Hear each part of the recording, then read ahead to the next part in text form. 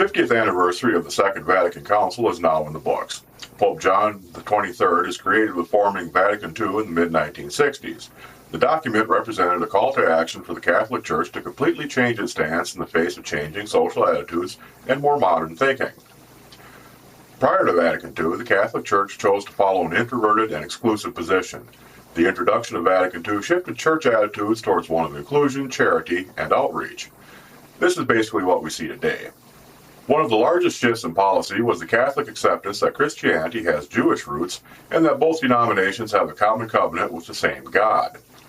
However, not all of Vatican II's ideas have been fully implemented, as resistance to change within the church hierarchy has prevented the implementation of some of its more modern advances. For example, the largest group of active nuns in America has felt the wrath of the church for having seemingly incompatible teachings as they strive for sexual equality. Last spring, the church launched a full-scale overhaul of the group, accusing them of undermining official doctrine. Christopher Baglow, a theology professor at Notre Dame, said that Vatican II isn't about replacing what the church is, it's about helping it be more vitally what God intended it to be in the first place. Vatican II documents indicate that there must also be a dialogue between the church and the world. As New Orleans Archbishop Gregory Amen points out, the church has something to say to the world, and at the same time, the world has something to say to the church. It is now up to leaders within the Roman Catholic Church to decide if they're going to move forward or remain stuck in the past. 50 years ago this month, Pope John XXIII led hundreds of elaborately dressed Catholic leaders into St. Peter's Basilica to open the windows and let some fresh air in. The massive display was dubbed Vatican II and began a 3-year assembly that sought to promote a more modern way of thinking into the stagnating Catholic Church. In attendance was a young priest, Joe Ratzinger, who would eventually become Pope Benedict XVI. Some 50 years later, he memorialized the event by leading the faithful in a Mass and candlelight vigil reminiscent of the 1962 event. In the mid-1960s, Vatican II proposed ideas that included opening dialogue with other faiths that have similar beliefs and allowing Mass to be given in each country's local language. The current Pope has put considerable effort into defending Vatican II from critics on both sides of the issue. Vatican insiders claim the ideas expressed in 1962 are too progressive and have stifled their advancement at every opportunity. Hans Kung is among those who scoffed at the lack of progress achieved by Vatican II. Hans, who also attended the event in 1962, was instrumental in bringing Joe Ratzinger to Tübingen University in Germany as a professor of dogmatic theology. Hans has since become one of Pope Benedict's greatest critics, saying that Ratzinger and his peers spiritually live in the Middle Ages. Hans notes that reforms brought forward by Vatican II were unable to take root due to opposition by the current Vatican bureaucracy. In celebrating the 50th anniversary of the Second Vatican Council, the current Pope said that the ideals put forth by Vatican II must speak to the people of today. Pope Benedict ended the night by telling the cheering crowd to go home and give your children a kiss and say it's from the Pope. Egyptian courts have closed the case of 2 young Christian boys accused of blasphemy. The 2 youths had apparently torn up a copy of the Qur'an and urinated on it. They were arrested and placed in juvenile detention on October 2nd and were released 8 days later. While details of the case remain secret, a deal was made between Muslims, Christians, and the security officials in the southern area of the state. The case has garnered attention as the world watches how Egypt applies its new anti-blasphemy laws. Egyptian President Mohamed Morsi has repeatedly stated that he will not stand for acts or language that insults one's religion. He said that Egypt respects freedom of expression, but not a freedom of expression that targets a specific religion or a specific culture.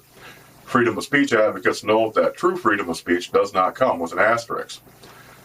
Researchers with the Egyptian Initiative for Personal Rights told the Daily News Egypt that blasphemy court cases are on the rise in the region, and that most of the cases unfortunately end up with jail sentences. United Nations officials are confirming reports that radical Islamist leaders are compiling lists of unmarried mothers in northern Mali for possible future punishment. They gather the names of women who have children out of wedlock or who are unmarried and pregnant. These religious radicals, who control most of the state's northern territories, plan to impose an even stricter form of Sharia law on its own people. After returning from a recent visit to Mali, UN Assistant Secretary General for Human Rights Ivan Simonovic said that the threat is there, it's real, and the people live with it, and they are afraid of these lists. He added that these lists could indicate that these women are at imminent risk for being subjected to cruel and inhumane punishment. In July of this year, residents in a small and remote town watched in horror as radicals forcibly placed a man and a woman in a hole and stoned them to death for committing adultery.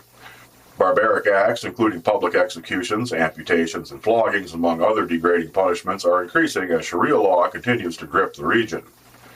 Many women end up in forced marriages. They are bought and sold like everyday commodities. Wives in Mali cost less than $1,000, with husbands reselling their wives for profit at will. According to the UN, the system is nothing but a smokescreen for enforced prostitution and rape in the region. Militants are also purchasing children from the desperately poor, paying up to $600 per child and using them as soldiers to further advance their cause. Additional Sharia restrictions include a ban on smoking, drinking, watching sports on television, and listening to music. Brutal punishments are handed out to those guilty of such petty offenses. Radical Islamist Commissioner Aliou Touri was quoted last August as saying, "We don't have to answer to anyone over application of Sharia. This is a form of Islam practiced for thousands of years." The UN Security Council has received requests from several West African states to militarily intervene and oust the radical groups that have wreaked havoc in the area. More details are required by the Security Council before it would make a decision on the request. The French have pushed for regional military action to eject the radicals in power. The UN has also asked Mali and its partners to come up with a plan to retake the northern part of the territory as a first step in regaining control of the region. The Infidel will keep you informed on this developing story as more details become available.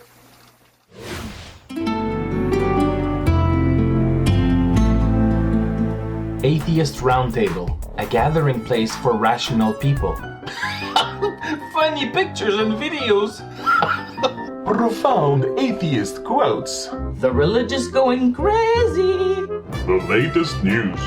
World domination. Casual discussions. Baby eating. The ultimate forum for a lively dialogue. Come join the fun at atheistroundtable.com.